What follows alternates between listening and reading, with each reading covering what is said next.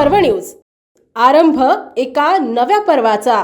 शिवसेना नेते, युवासेना प्रमुख, माजी पर्यावरण मंत्री आदित्य ठाकरे यांच्याबद्दल खासदार निशिकांत दुबे यांनी लोकसभेत चुकीच्या पद्धतीचे अपमानजनक विधान केले।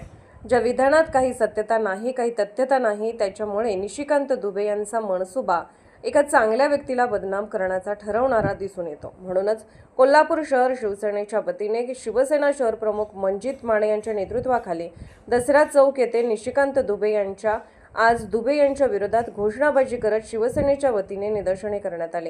तसेच निशिकांत दुबेंनी या वक्तव्याबद्दल माफी मागावी असे देखील घोषणाबाजी करत शिवसैनिकांनी परिसर दणाणून सोडला।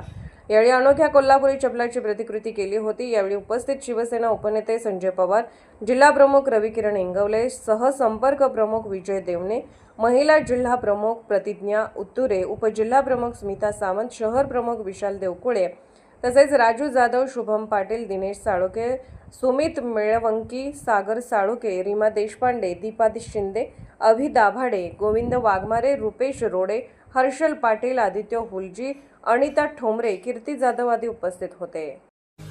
पुणे शहरातील आणि जिल्ह्यातील महत्त्वाच्या आणि ताज्या बातम्या पाहण्यासाठी आजच आमच्या आरंभ पर्व न्यूज चॅनलला YouTube वर सबस्क्राइब करा आणि बेल आयकॉन प्रेस करा।